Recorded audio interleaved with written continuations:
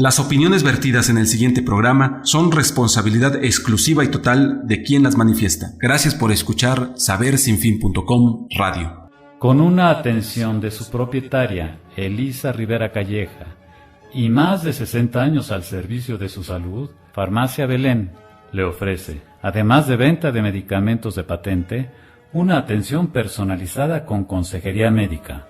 Farmacia Belén, ubicados en la avenida 4 Poniente número 713 del centro de la ciudad de Puebla, y números de teléfono 232-5140 o 242-2544. Reciban un saludo cordial. José Gabriel Ávila Rivera es mi nombre y estoy a sus órdenes con una postura ecléctica.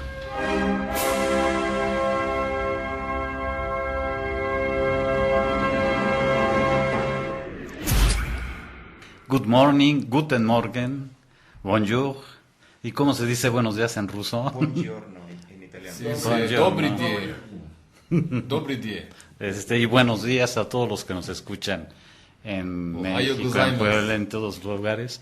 Están en el programa Ecléctica y estamos cumpliendo en este mes 2 años de Transmisión. estar transmitiendo con la amable, gentil y noble presencia de Ricardo, puntual, ¿no? Y Muchísimas no gracias. somos de festejos ni de cosas así, No, pero no. me da mucho gusto tenerte aquí.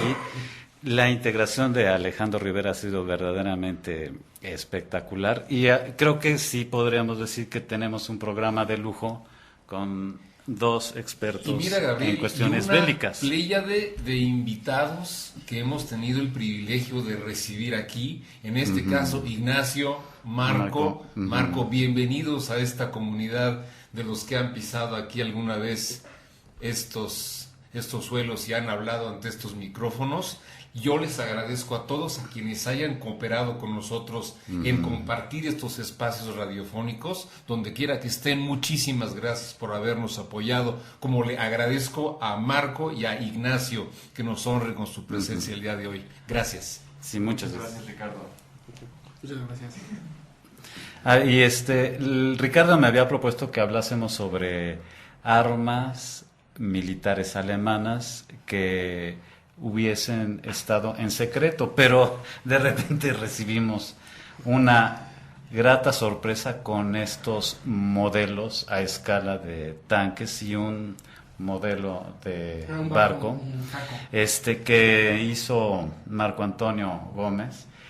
Y yo, como siempre hemos improvisado, yo creo que ahora también vamos a improvisar sobre lo extraordinario que son estos modelos a escala. Cuéntanos, ¿qué nos puedes decir de los modelos, Marco Antonio? Bueno, durante la conferencia del primer congreso yo hablaba de que el modelista busca una precisión, tanto histórica como de colores, por ejemplo, versiones. Y entonces el modelista no nada más es un poco artista, la idea es hacer el modelo, simular una serie de como por ejemplo el polvo, el óxido, todo lo que es el desgaste, el uso de las orugas, La etcétera. certeza En el caso de histórica tanques, también, ¿no? La certeza histórica también, o sea, finalmente el modelista busca que su modelo sea un fiel representante del original, pero a escala. Incluso existe una corriente, Marco, a donde representan fotografías famosas en modelos a escala, ¿no? Sí, hay muchos modelistas, sobre todo japoneses, que son aficionados tanto al modelismo como a la fotografía, donde hacen el modelo y luego hacen una serie de montajes, blanco y negro, con fondos verdes, para hacerles ¿Como escenas. stop motion? No, más bien como para hacer fotos como si fueran Segunda Guerra Mundial, o fueran el original, pero es con árboles, o unas ¿Dioramas? montañas. ¿Maquetas? Digamos que es una especie de un diorama al aire libre. Sí. Entonces la idea es, por ejemplo, el tanque es ponerlo, sacarle la foto de tal forma que aparezcan unas montañas de fondo con las nubes y así, y dé la impresión de que está que es en vivo, pues que la foto es en vivo del original. Miren, yo les quiero compartir esto. A mis 10, 11, 12, 13, 14 años, yo tenía a mis tías y a mis abuelos, pero perfectamente tranquilos y contentos, porque sabían que yo estaba tranquilito con mis pinceles, con mi pegamento y leyendo las instrucciones de mis barcos y de mis aviones. Y eso era la tranquilidad, yo creo que también de muchas familias. Y entonces, gracias a eso, no me metí en tantos problemas allá en la década de los 70 del siglo XX, ¿no? Uh-huh. Entonces, también es una cosa muy interesante, porque yo también vi cierta relación padre-hijo que se afianzaba en torno a estas aficiones. Uh-huh. Era una cosa increíble ver ese tipo de cuestiones. Entonces, que tiene aspectos sumamente positivos y sumamente creativos en el desarrollo de las zonas motoras. Qué importante es tener esos retos cuando las vías todavía están en evolución, están en perfeccionamiento, ¿no? Uh-huh. Desde el punto psicomotoras, de vista, ¿no? Psicomotoras, familiares. De estudio, históricas, de desarrollo intelectuales. De alguna forma, ahí está ese vínculo de los que hemos hecho modelismo. Tal vez fue nuestro primer vínculo pasional con la historia, ¿no? ¿No les pasó a ustedes? Sí, como no. Fíjate que, igual a lo largo del tiempo hemos visto y conocido a modelistas de casas, de edificios históricos de alguna parte del mundo, de equipo militar, e incluso hay especialidades. Los tanques es una especialidad, los aviones es otra, los barcos es otra. A mí siempre me han llamado la atención los veleros, siempre.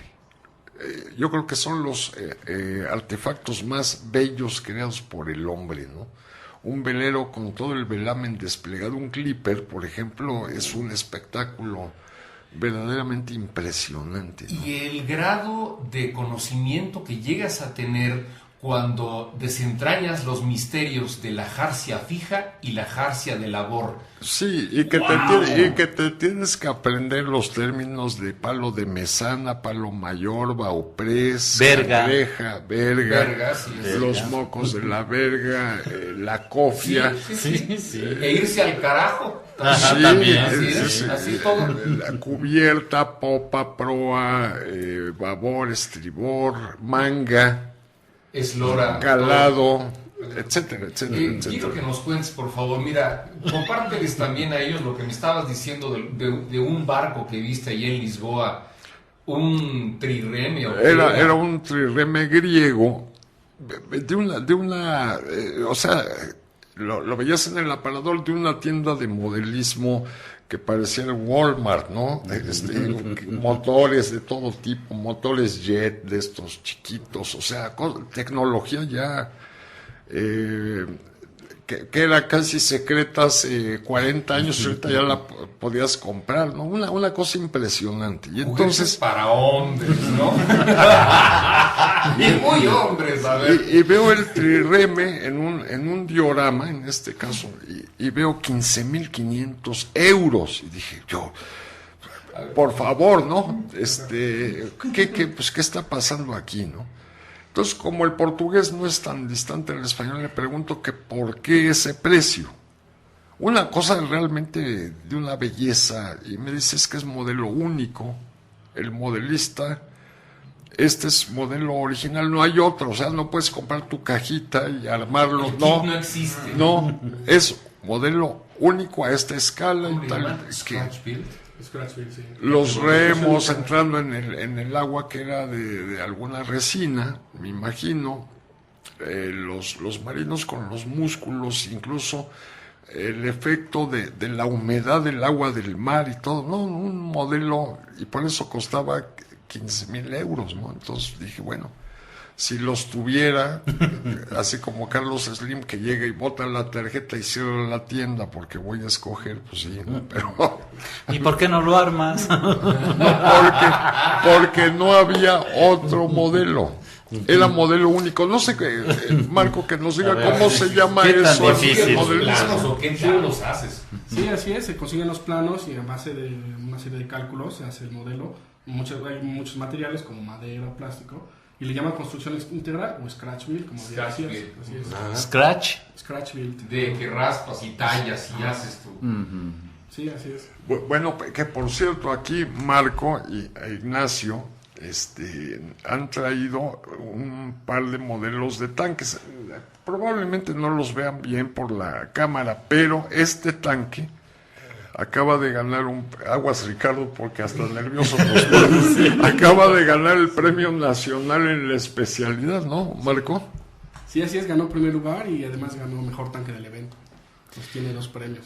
Esto quiere decir que se trata de el mejor tanque de modelismo que hay a nivel nacional, nada más.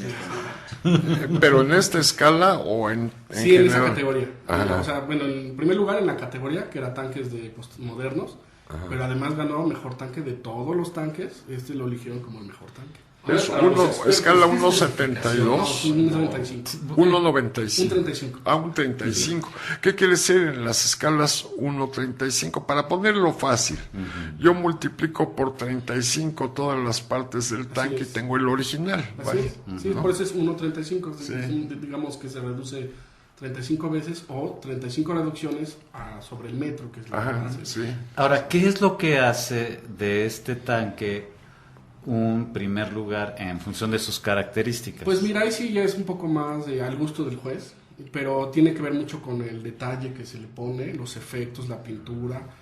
Ya ahorita se está manejando lo que le llaman el hiperrealismo. Antes se manejaban los tanques con un efecto artístico, o sea, que se vieran bonitos, y ahorita la idea es que se vean lo más real posible, con el desgaste y todo. Además, no se va a ver en cámara, pero la pintura no es plana. Ahora está de moda lo que le llaman el modulado, que digamos que es una especie de degradado, que es el color base, y se va subiendo y bajando, para que la pintura dé el efecto de que tiene un volumen, no sea plana. Entonces eso lo añades a todo el efecto del pincel seco y los desconchones y la aguada, todas las técnicas que se usan, y le da un efecto muy bonito. ¿Se acuerdan de la guerra del Yom Kippur en el 73? Creo que destacó ahí Moshe Dayan y toda una serie de gente. Bueno, pues este tanque participó en esta guerra, ¿verdad? Sí, el modelo ¿Contra sí. qué se enfrentó? A ver, cuéntame. No, pues este tanque desde el 54 ya estaba en servicio para los israelíes. Es una modificación del Sherman norteamericano Segunda Guerra. Pues le pusieron otro motor, otro cañón, otra torreta, le pusieron otros sistemas. ¿Otro blindaje tal vez? No creo que le hayan mejorado mucho el blindaje. Pero en la Guerra de los 6 días, que fue donde, digamos, fue el gran héroe, sí era superior a todo lo que tenían los árabes. ¿Esa fue del 67? 67. Y en la guerra del Yom Kippur ya era obsoleto porque ya los árabes tenían T-55 y cosas más modernas. Los rusos, ¿no? Abastecían a los rusos, árabes. Así es. Pero, el problema de los árabes que tenían es que sus tripulaciones no eran tan entrenadas, y los israelíes le hacían prácticas de tiro con barriles, y entonces ellos a ojo calculaban la distancia, entonces eran muy buenos artilleros. Entonces yo creo que eso fue la diferencia. Es de destacar que, bueno, por ejemplo, en la guerra del Yom Kippur, con toda la cantidad de bajas que tienen entre las tripulaciones de tanques, evolucionan para que surja el carro Merkavá. Que la idea del Merkavá, que hoy por hoy es de los mejores tanques de todo el mundo, la idea es proteger la vida del tanquista. El tanque está hecho para salvarle la vida a los tripulantes de carros. Sí, así se dieron cuenta de que era más fácil reemplazar el tanque y que la tripulación. Si se le muere el artillero o el conductor, era muy costoso y muy tardado en reponerlo. Entonces hicieron el tanque de tal forma que proteja a la tripulación. Es lo más importante para los israelíes, que además son poquitos, no son muchos tanquistas, entonces tienen que cuidarlos. ¿Y qué tan, bueno, es tecnología de punta, pero ¿en qué medida pueden actualmente ser vulnerables estos tipos de tanques con las nuevas tecnologías bélicas? Hablando de lo que tú conoces, Alejandro. Pues mira, es un problema medio difícil de discutir, ya que no somos militares, ¿no? Pero aquí se aplican criterios, por ejemplo, que se desprenden de la deducción matemática. Entonces, es como el aditivo en la aritmética, siempre habrá un número mayor o igual al anterior, siempre. Y entonces aquí, para fines militares, esto se aplica. En otras palabras, tú diseñas un tanque que va, por ejemplo, los rusos, hay un tanque inglés, me parece, que pueden viajar y disparar al mismo tiempo a 70 kilómetros por hora. con sistemas de cómputo y de cálculo especial y de todo eso, pero a su vez hay proyectiles que pueden perforar con relativa facilidad las aleaciones metálicas de los blindajes de los tanques, y que pueden manejar a lo mejor hasta un solo infante de marina o un zapador, digamos, lo puede manejar solo. Si se puede acercar a un tanque, vamos a decir a 100 metros, le puede disparar estas balas especiales o proyectiles especiales e inutilizar el tanque. Entonces es un problema de estrategias. El A-10, un avión estadounidense, lleva una ametralladora de estas, que es la más grande que hay en el mundo, y simplemente el avión volando a 800 metros de altura te inutiliza no uno sino varios tanques al mismo tiempo, ¿no? Y los rusos ya diseñaron un sistema con radar que localiza cualquier objeto volador hasta 2 o 3 kilómetros, y hasta ahí llegó, porque empieza inmediatamente a localizar y a dirigir la artillería automáticamente hacia esos blancos. Pero hablamos de artillería. Ahora, hablando en términos de bloqueos electrónicos o cuestiones de índole electromagnética, aquí, ¿qué tanto pueden ser afectados estos? No pueden ser afectados todo. El problema es que con ese tipo de armamento también afectas a tus propias comunicaciones. Entonces debes de tener cuidado qué cosa haces. Por ejemplo, un avión jet de combate, vamos a decir un F-16, un Sukhoi 35, alguno de estos aviones ultra supersónicos, o sea que van a 2 o 2.5 la velocidad del sonido, son tan rápidos y van tan alto que algún cuate que esté en tierra con un proyectil tierra-aire no sabe a quién le dispara. Entonces el avión va emitiendo una señal, una clave alfanumérica, y le va diciendo a todo el sistema: amigo, aquí estoy, algo así. Y el otro también. Entonces, si tú haces algo electromagnético para bloquear ese sistema de códigos, pues también afectas a los tuyos, porque este es de amplio espectro, no es selectivo. Entonces, cuidado con esas cosas, porque puedes no tirar, sino bloquear a tus propios aviones. Entonces el combate terminaría casi como la Primera Guerra Mundial, 1 contra 1, ¿no? Porque desde tierra no podrías tener ni de otro avión apoyo, porque no sabes quién es.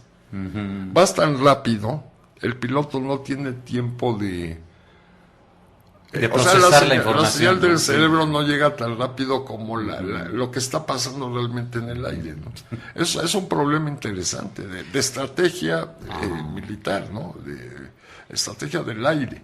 Entonces, por eso se han desarrollado los drones, estos aviones sin tripulantes que se comunican vía satélite, como un celular, digamos, ¿no? Y el piloto en tierra pues lo va guiando.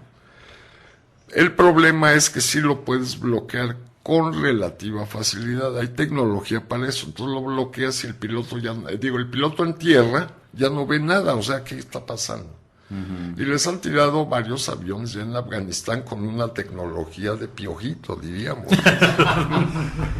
Sí, de hecho es el mismo principio que los israelíes. La idea es que el piloto esté seguro en tierra, y si derriban el dron, pues se conecta a otro y lo levanta, y en 2 horas ya está otra vez en su lugar el dron. Entonces, se lo deducen de su sueldo, pero va el otro, para que te eduques. Hay una cita que no tiene mucho que leí, referente a los cohetes que tiran, como a los Javelin que usa la infantería americana, y dice que un hombre dispara un cohete que cuesta $80,000, y es lo que este soldado no va a ganar en un año, y se lo dispara a un afgano que nunca va a ver ese dinero en toda su vida.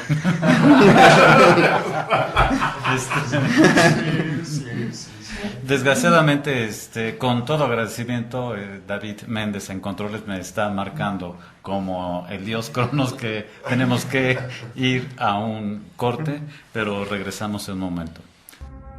De una palabra griega, ecléctica es una corriente de pensamiento filosófico que a través de la diversidad de conocimientos busca acercarse a la verdad.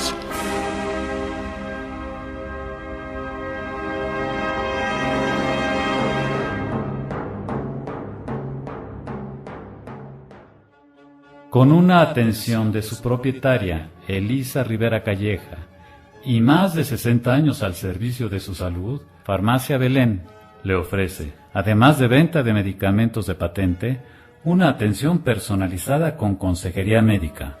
Farmacia Belén, ubicados en la avenida 4 Poniente número 713 del centro de la ciudad de Puebla, y números de teléfono 232-5140 o 242-2544. Una serie de comentarios bien interesantes de Alejandro. Cuéntanos qué nos estabas diciendo. No, por razones familiares tengo más o menos información de lo que pasa en Somalia, los piratas somalíes y todo.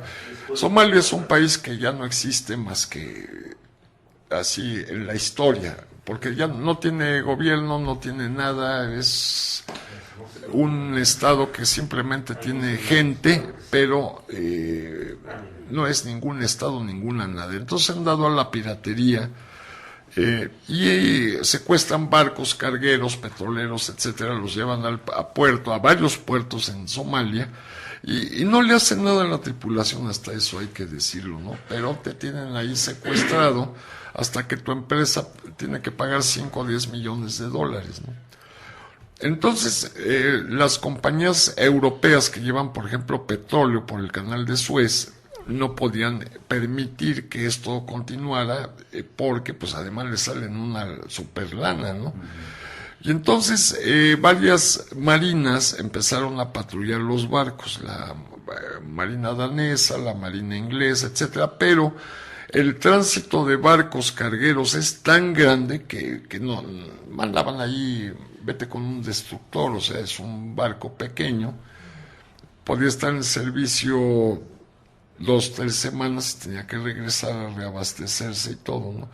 Y entonces era muy caro, incluso para los países, estar mandando barcos de guerra, escoltas a esto, ¿no?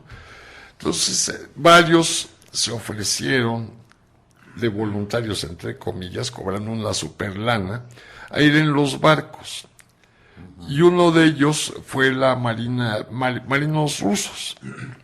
Entonces llevan una ametralladora especial que tienen que montarla en el barco. Aquí por montar es un decir, el caso es que va ahí. El comandante, que van 2 personas para manejar esta arma, ve el asunto, conecta la computadora y todo. La computadora empieza a calcular varios parámetros: velocidad del barco, en donde va, velocidad aparente por el radar de comparación del otro barco que anda por ahí, velocidad del viento, dirección del viento y temperatura, que son elementos básicos de la artillería. Y dispara, y tú dices, ¿cómo disparó? Pues el barco está ahí, ¿cómo dispara acá? No, es que la máquina, la computadora calculó lo que va a ser la bala. Y efectivamente hace un arco rarísimo, y la asertividad es del 100%. Entonces, a la primera les avisan, en cuanto los localizan con radares infrarrojos. Bueno, no, les dicen? no infrarrojo. No se acerquen, o les dan una advertencia a los Les dan una advertencia, tranquilo, porque estos cuates se acercan por la popa, o sea, por la parte de atrás del barco, tiran unos ganchos y con una agilidad de circo, ratero de Tepito. Ándale, se suben al barco y te lo capturan. agilidad simiesca. Y como en un petrolero, en un gasero, tú no puedes, pero ni se te vaya a ocurrir ni siquiera encender un cigarro, porque corres el riesgo de volar todo. En el barco nadie puede disparar, entonces la tripulación dice no hay bronca. Los barcos por default, los cargueros y gaseros, llevan siempre $15,000 y 15,000 euros en efectivo, siempre.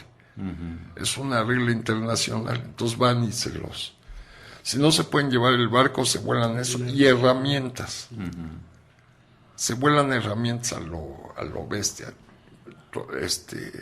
que son herramientas de veras, ¿no? Son casi siempre Bosch, o sea, de las mejores marcas, y son unas llavesotas de tuercas. No son made in China, ¿no? Entonces llevan eso. Y con estas nuevas armas de los rusos, ya saben, la primera es la advertencia, aquí no vas a venir a fregar, ¿no? No, que la segunda sí, ahí nos vemos, chato. Y los rusos son especialmente... fríos. Sí, bueno, ¿no se acuerdan un incidente de unos francotiradores estadounidenses que se bajaron a 3 cuates en una lancha y el mar picado? Sí. Y el mar picado, el barco hace así, y se bajaron a 3 casi simultáneamente, man. Creo que le llaman el tiro imposible, ¿no? Porque no Sí. lo puede hacer y lo lograron. Y lo lograron con 3 cuates, man. Pa. Qué barato. Y listo, ¿no? Entonces, vaya, desde luego que Nacho y Marco saben, y Ricardo, desde luego saben mucho más de tecnología. A mí lo que me sorprende es aplicar esta cantidad de inteligencia para destruir. Es algo que es paradójico, pero bueno, es una realidad, ¿no? Así es, bueno, estamos platicando hace un ratito cómo regularmente se invierten miles de millones de dólares en la investigación, pues, para matar a tu prójimo, ¿no? Y esto ha sucedido durante toda la historia, ¿no? Desde que el acero, la invención del acero, y va evolucionando para las corazas, y siempre vas buscando una nueva arma para las corazas. Así es. Hay un programa muy interesante, si es que tienen la oportunidad de verlo, en el YouTube, se llama Armas Extrañas de la Edad Media. Lo pueden ver de a gratis. Y ahí te explican todas las armas que surgieron para contrarrestar al caballero medieval. Cuando sale el pico de cuervo, cuando surgen las lanzas, cuando surgen las albardas. Y todas estas armas surgieron para derrotar al que era el tanque de la Edad Media, ¿no? Eran abrelatas prácticamente. Eran abrelatas, exactamente, ¿no? O sea, se metían en las coyunturas donde no existía no existía la coraza completa, por ahí tenías que meterla, ¿no? O la otra arma eran los mazos, que el chiste no era romper la armadura, sino romperle los huesos al que estaba dentro de esa armadura, ¿no? Entonces hay una reconstrucción de cómo le dan un mazazo a una coraza y no le pasa absolutamente nada a la coraza, ni siquiera se abolla. Pero adentro había un madero que se astilla todo, ¿no? Ahora imagínate que te hagan eso en tu hombro, en tu brazo, en tu pierna. Si me hubiera así... O unos centímetros abajo del ombligo. Yo lo que hubiera hecho es agarrar una bolsa grandota, un cañuto, una bolsa de hormigas mexicanas. ¡Ay, hijo de la mañana! De peguas. Así. Que se te metieron A ver. Y con chile. Y papas con chile. A ver. Mexican Curious. Bueno, No es cierto. bueno, a mí me llama la atención, por ejemplo, cómo toda esa tecnología bélica actualmente también ha servido para que nosotros usemos cosas, ¿no? Tengo la idea, por ejemplo, el horno de microondas, no sé si haya sido un invento casual bélico o de astronomía. Fue casualidad porque los radares Estaban haciendo la radares. Guerra Mundial, iba un ingeniero con un chocolate y pasó frente al radar y se dio cuenta que se derritió. Y de ahí empezó a investigar y se descubrió que el microondas agitaba las moléculas del agua. Y de ahí se viene toda la tecnología. Seguramente era un Hershey. Palabra que sí, era lo que proveían. El ejército americano, ¿no? Cuando llegaban las tropas de liberación, siempre andaban dando los chocolates, los soldados americanos. El radar mismo tiene una aplicación civil de un valor impresionante. O sea, quiero decir, el radar, la penicilina, muchachos. Jan Fleming, soldados que se morían por heridas relativamente fáciles y empiezan a desarrollar los antibióticos, ¿no? Y la utilización fue en la guerra, precisamente. Claro, en la guerra, porque las septicemias eran cosa... Alejandro, ¿qué Ian Fleming no fue el de James Bond? No, es que son dos, Espérate, son dos tiene razón, Flemings. tiene razón. El otro no me Alexander Fleming. Perdón, sí, ya Fleming es el del 007. Sí, bueno. que también estuvo involucrado ahí, ¿verdad? En la Segunda Guerra Mundial. Era de las fuerzas especiales, no del SAS. Pero miren ustedes, Pero no dejarán mentir los expertos en esta mesa acerca de, por ejemplo, para desarrollar un avión, por ejemplo, el P-51 Mustang estadounidense o el Focke-Wulf 190. Necesitabas ya túneles aerodinámicos para hacer eso.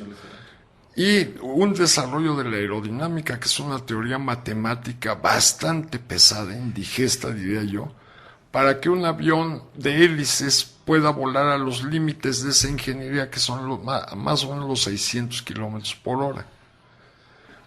Y además la resistencia para maniobras bruscas, porque las fuerzas de gravedad implicadas en la punta de las alas en tales maniobras es elevadísima. No, y el conocimiento de la fisiología para poder... Claro, o sea, es que uno lo ve así y puede, sí es para destrucción, por supuesto, pero eso es un aspecto moral, el aspecto tecnológico es asombroso. La estructura de las alas para que un avión pueda hacer algo así, un barco como este que estamos viendo, que imagínense, tiene hasta los marinos que dada la condición de mis ojos es imposible de ver, pero la ingeniería estructural para hacer un barco de estos es porque los barcos se flexionan, y depende de cómo esté picado el mar, el barco va a tener más o menos flexiones. Bueno, nada más imagínate cómo hacer flotar el metal, o sea, de ahí empezamos. Bueno, es una cosa que descubrió un cuate que respondía al nombre de Arquímedes, o sea, que el cuate tenía un cerebrote, eso sí, bastante grande, ¿no? Pero es increíble. Que por cierto, se dice que desarrolló un arma. Así es. Que ya se probó que fue uno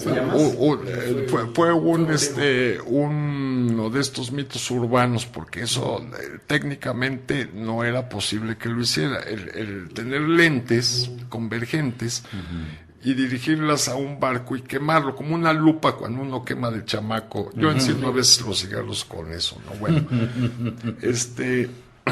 no era posible, pero el cuate sí estaba pensando en defender Siracusa, que era su ciudad, con un artilugio de esta naturaleza. Jamás se llegó a construir ninguno, pero pensó en desarrollar armas novedosas como el caso de una lupa. ¿Por qué no es posible? Bueno, sería un rollo medio largo, ¿por qué no era posible? Pero teóricamente pensarlo era una maravilla, ¿no? ¿Recuerdan ustedes en el famoso libro de Gabriel García Márquez, 100 años de soledad? Claro. Creo que hay un personaje, bueno, él creo que le rinde un homenaje a Arquímedes con un personaje que en la selva está comenzando a hacer experimentos tácticos con lentes y con cosas de óptica, ¿que no? Sí, cómo no. El gitano Babilonia, ¿no? Abraham, ¿cómo se llamaba? La novela empieza, y cuando estaba frente al pelotón de fusilamiento, recordé cuando era niño que el hielo que traía el judío Abraham, me parece, pero hielo en un país tropical, eso sí debe de llamar la atención cómo lo hacía, ¿no? Y las lentes y todo esto, sí es cierto, ¿no? Sí, también Leonardo da Vinci, que fue uno de los más grandes maestros del Renacimiento, diseñó armas para su patrón, ¿no? Claro. Tanques, aviones, el autogiro. El autogiro. Sí, el paracaídas. Entonces yo creo que ha sido una de las ideas de los intelectuales, no nada más crear tecnología para seguir adelante, sino también para darle ventaja a mi país sobre los demás, ¿no? Las fortificaciones de Leonardo fueron unas maravillas de ingeniería teórica impresionantes, ¿no? Unas fortalezas que para que las tomara un ejército regular, pues estaba ahora sí que en chino, ¿no? O los cohetes que desarrollaron los chinos, que llegaban los jinetes mongoles y estos les tiraban como una bazuquita primitiva, y aliviaron el intestino, los mongoles con todo y sus caballos. Mezclóse la majada. Los químicos también al servicio, ¿no? Cuando la Gran Guerra, una gran cantidad de químicos entran a investigar para desarrollar las mejores armas para matar a sus enemigos, ¿no?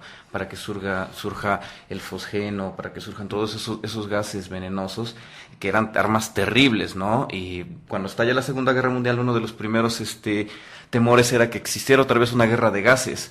Pero como Adolfo Hitler sufrió en persona lo que había sido ser gaseado, él fue de los primeros que dijo, no vamos a usar nuevamente los gases. Bueno, para fines militares, pero hay que recordar que el sarín lo utilizaban para evaporar a los judíos, ¿no? Uh-huh. Que por cierto, aquí hay una cosa muy interesante.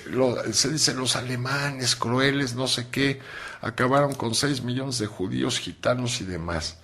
Oye, pero los japoneses acabaron a más chinos degollándolos simplemente. Mataron a cerca de 7 millones de chinos. Y no es tan así, y fue en la Segunda Guerra Mundial también. ¿Y las purgas estalinianas que acabaron con 15 millones? No, bueno. ¿O 20? 20 millones, sí. Ya subió a 20. No, Mao Zedong con su revolución cultural mató a 50 millones de personas. Bueno, pues sí. ¿Quién da más? No.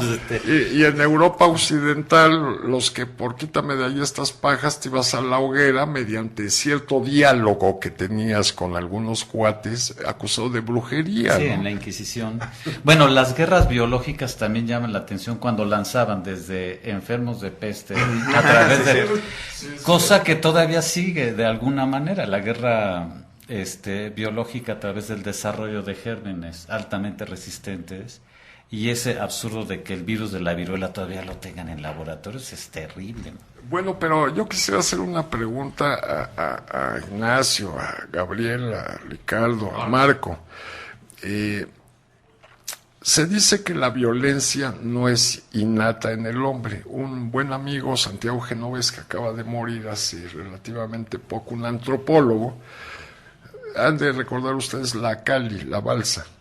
Bueno, él fue el que diseñó este proyecto de ver cómo interactuaban los seres humanos en medios aislados y situaciones extremas.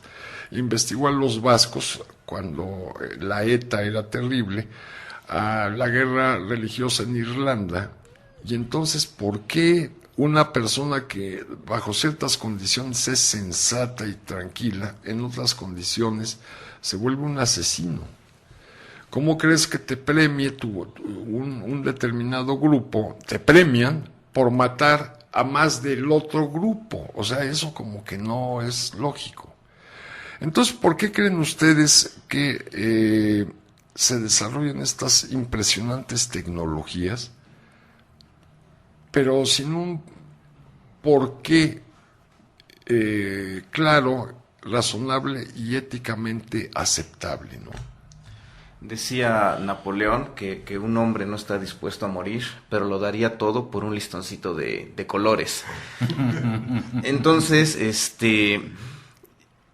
en algún momento yo leí un artículo muy interesante sobre la brutalización de la humanidad, sobre cómo es posible que un hombre común y corriente se une a un Einsatzkommando, y son los grupos que iban atrás de los ejércitos alemanes en Rusia liquidando a los judíos, ¿no? Y entonces era una psicóloga polaca, a donde te hablaba de una brutalización de la humanidad, a donde como desde que estos hombres ingresan a la CSD, al Servicio de Seguridad de la SS, ellos son abusados son víctimas de abusos por parte de sus superiores y de sus compañeros, ¿no? Los empiezan a castigar y a sobajar y muchos maltratos físicos que hacen que ellos te busquen la manera de desquitarse, ¿no? Y conforme se van desarrollando esta brutalización, reciben premios cuando desquitan ese odio, cuando desquitan ese adoctrinamiento en contra del pueblo que ellos, bueno, que les ordenan que lo hagan, ¿no? Que eventualmente están convencidos, ¿no? O sea, llegan tanto a brutalizarse que están convencidos de que los judíos y los gitanos y los comisarios políticos en verdad no llegan ni siquiera a la categoría de persona, ¿no? Es como si mataras a una vaca o si mataras a un perro, o sea, no hay ningún cargo de conciencia. Muy conductista, muy pavloviano. Así es, sí. ¿no? Y cuando termina la guerra y les preguntan a los oficiales, bueno, ¿qué sientes de haber matado 100, 150,000, 200,000 personas? Y dice, yo no siento absolutamente nada, ¿no?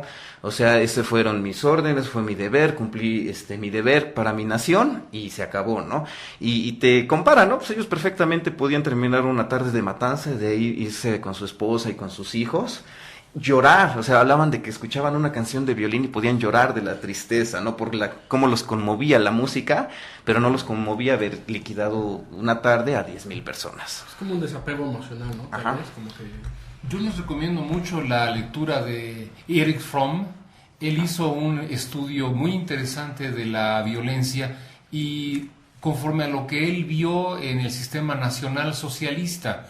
Y entonces dice ahí que en un momento dado los hombres, que son unos como lobos, otros como ovejas, que las ovejas con tal de imitar y de sentirse tan fuerte como el lobo son capaces en un momento dado de renunciar a ciertas cosas naturales con tal de compartir parte de esa fuerza que aparentemente exhiben estos grupos fuertes, ¿no?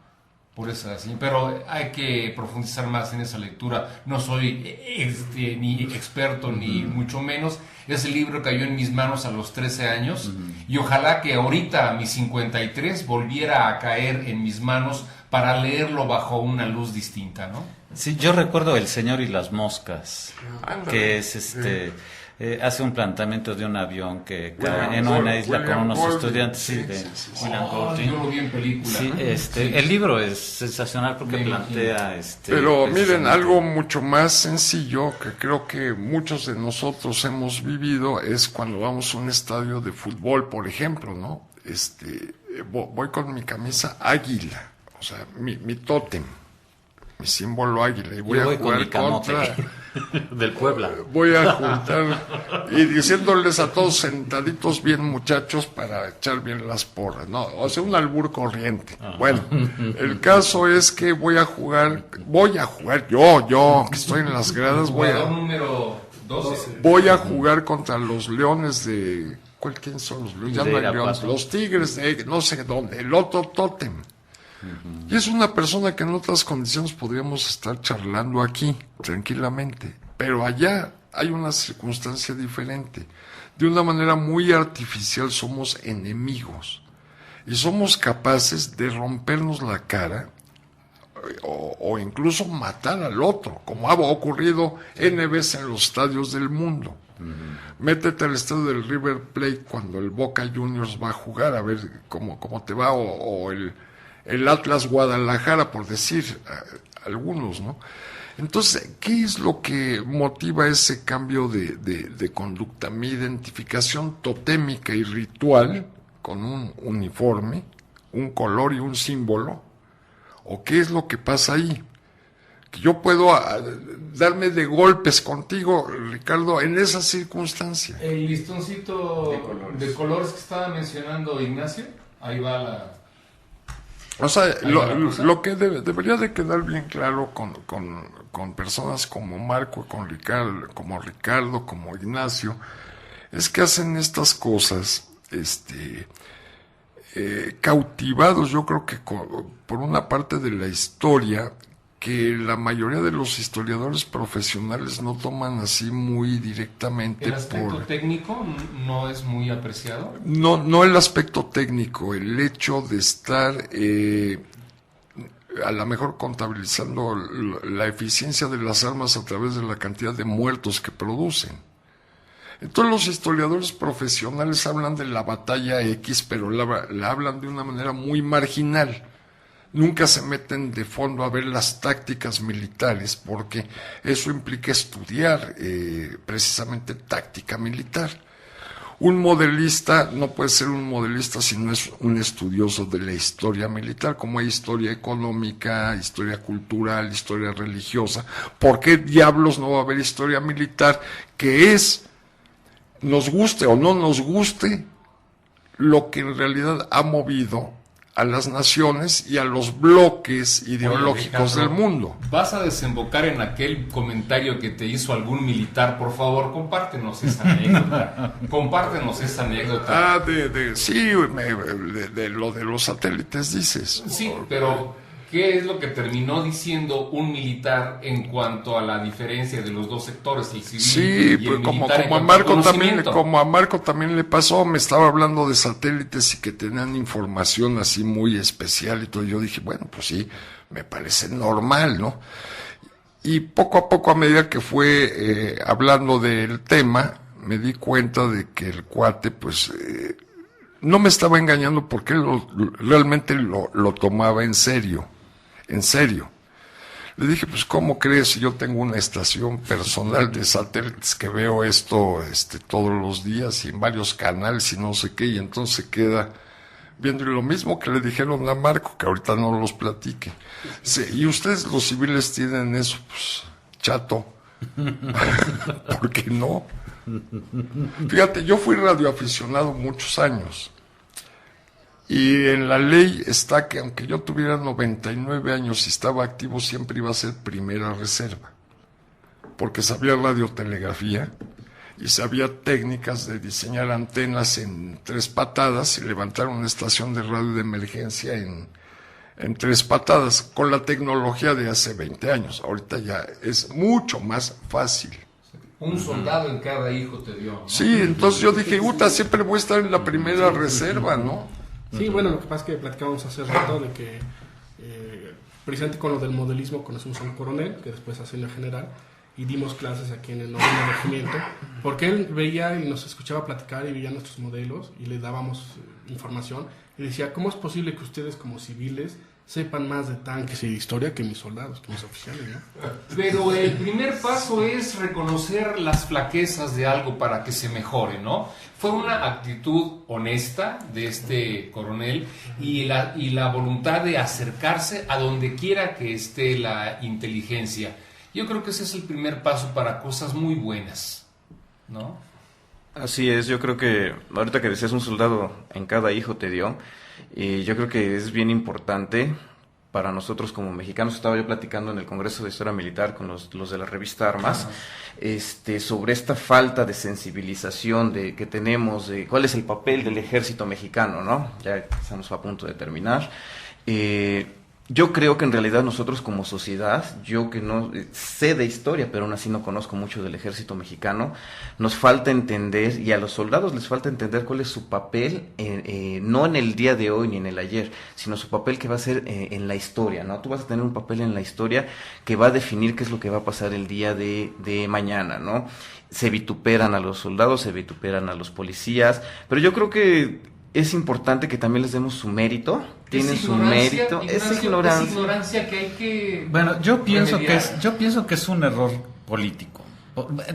Choca estar hablando de lo político, pero bueno, el ejército nunca fue preparado para tener funciones policíacas y el hecho de haberlo sacado de los cuarteles para pelear en contra de los narcos y hacer vigilancia fue un error terrible, y eso ha condicionado un desprestigio de una institución que antes fue muy respetada. ¿Tú hubieras querido que se librara una guerra de más cerebro y menos músculo? Por supuesto. Yo también. No. Bueno, no sé qué opinen ustedes. Sería cosa, bueno, disculpa, para mí, para que terminemos, yo creo cuántos de nosotros estaríamos en verdad dispuestos a ser soldados y defender a nuestro país, ¿no? Yo creo que nadie lo va a querer hacer, así por convencimiento, un soldado cada hijo te dio, eso no es cierto. Es como Aquiles en la Ilíada, ¿no? Que dice, no, hasta que no lleguen los troyanos a mi tienda, me pongo mi armadura y hago el contraataque, ¿no? A lo mejor así nos pasa. Hasta que no tenemos al enemigo a las puertas, hasta entonces entendemos que hay que cerrar filas, ¿no? Bueno, hasta que le mataron a su amor, ¿no? Entonces, su primo en la película. no, pero la historia es bien clara. Era su vaya, confidente de secundaria.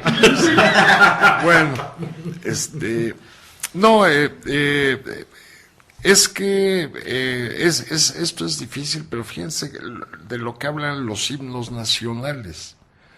La marsellesa, el himno estadounidense, que hasta de cohetes habla.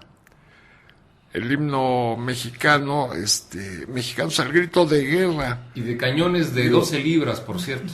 Sí, entonces, caramba, qué cosa tan paradójica vivimos, porque hemos construido lo que llamamos civilización a través de la división entre países, incluso división entre idiomas, división entre colores de piel, y al final de cuentas pues caemos en la cuenta de que habitamos un planeta y que pues estamos en el chato, tierra, sí. Tranquilo, ¿no? ¿De qué estás hablando? Lo que ahora está pasando, por ejemplo, en Siria, una guerra civil terrible, ¿no? Dices, ¿quién lanzó el gas, Sarín? Primero acusaron al gobierno, ¿no? Al presidente. Sí, pero los rusos dijeron, no, aquí, si tú lanzas algo, la cosa va a subir, va a escalar, ¿no? ¿Por qué yo sí, tú no? Ahora respondes. Y entonces es el caso que nunca se resolvió bien quién diablos lanzó el gas que mató a 1,000 y tantas personas, ¿no? Pero deja eso, las pruebas nucleares, ahora el club nuclear tiene a Pakistán, a la India, a Israel, a Sudáfrica. ¿Ucrania está ahí? Claro, Bueno, Ucrania es la japoneses segunda o una tercera reunión. potencia. Acaban de hacer los japoneses una reunión en contra de la utilización de armas nucleares, y donde participaron no sé cuántos países.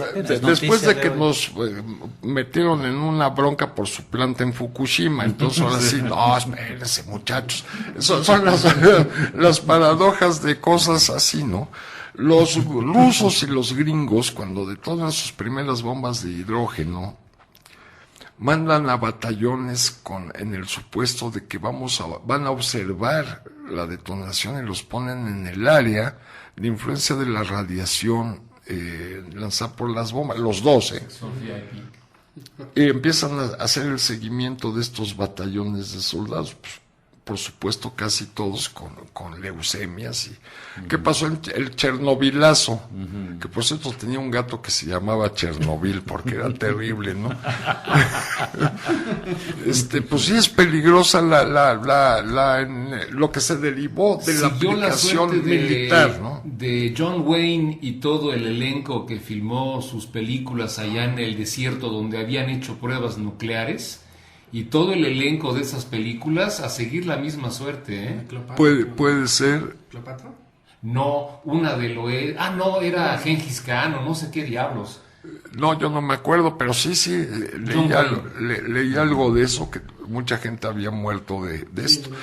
Si vemos la bomba y sus hombres, o sea, quienes realmente pergeñaron el desarrollo de las primeras bombas atómicas, es una historia fascinante de capacidad industrial estadounidense y capacidad teórica europea. O sea, el coco lo pusieron los europeos y la capacidad industrial los estadounidenses. Y ves lo que ocurrió allí y es asombroso. Cómo se juntaron, cómo se acoplaron estas dos cosas. El proyecto Manhattan con...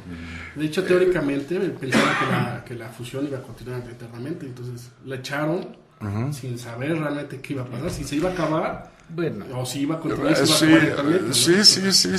Así Oppenheimer, el día que tronaron en Los Álamos, Nuevo México, la primera prueba, estaba así como decimos en México, tamañito, porque efectivamente no sabían qué era lo que era un experimento tononón. Estaba jesuceando, ¿no? Un día, muchachos, no sé si ustedes tengan tiempo y deseos, ¿por qué no hablamos de la bomba y sus hombres, ¿no? Pues quedan invitados. ¿Cómo ven la próxima semana? Claro, sí, claro. No sé si quieran venir la próxima semana, Sí, no, porque sí, el tema vivimos da para aquí, mucho, ¿no? Eso del proyecto Manhattan es muy interesante, ¿no? Sí. Algo que es bien importante es que dicen que el día de hoy no podría pasar por el hermetismo. Ese secreto que se mantuvo en secreto, el día de hoy sería imposible, porque ahorita los medios, si tú les dices, no digas esto, lo primero que van a ir a hacer es a informarle a todo mundo que están haciendo algo en secreto, ¿no? Entonces el hermetismo, el que lograron mantenerlo secreto fue una labor increíble que seguramente nunca más va a volver a pasar. Desgraciadamente ya tenemos que irnos, ya me están aquí Cronos. David Méndez, siempre Cosmos y amablemente. Cronos. Muy bien, bueno, pues les agradezco su presencia, no nos despedimos porque nos vemos la próxima semana y con todo gusto, Alejandro, también te comprometo para que vengas, ¿no? Bueno, pues es que de veras hablar de eso es ver la capacidad que se tiene de integrar cosas o conceptos aparentemente inconexos. Y cómo hay cerebros integradores que te van juntando todo y lo aplican además, o sea, hacen la ingeniería. En física, cuando uno estudia física, dices, ¿qué se te ocurre la antigravedad? ¿Y cómo piensas hacerlo? No sé, yo ya tengo la idea, lo demás es de ingenieros. Pero será genial. Lo otro que lo hagan los ingenieros, ¿no? Un avión que vuele a tantos kilómetros por hora y que no sé qué, y que vuele a tal altura, ¿no? Da las características de ese objeto. Y dices, bueno, ¿y qué? Dile a los ingenieros, ellos lo hacen. No. Español, que inventen los anglos. Sí, sí. Muy bien, pues desgraciadamente nos tenemos que despedir y quedamos con el compromiso de hablar para el próximo martes de la bomba, no necesariamente yucateca. José Gabriel Ávila Rivera es mi nombre y estoy a sus órdenes en una postura ecléctica. Gracias. Con el más genuino agradecimiento por escuchar eclécticamente, me despido, poniéndome a la disposición de quien lo solicite. José Gabriel Ávila Rivera es mi nombre, a sus órdenes.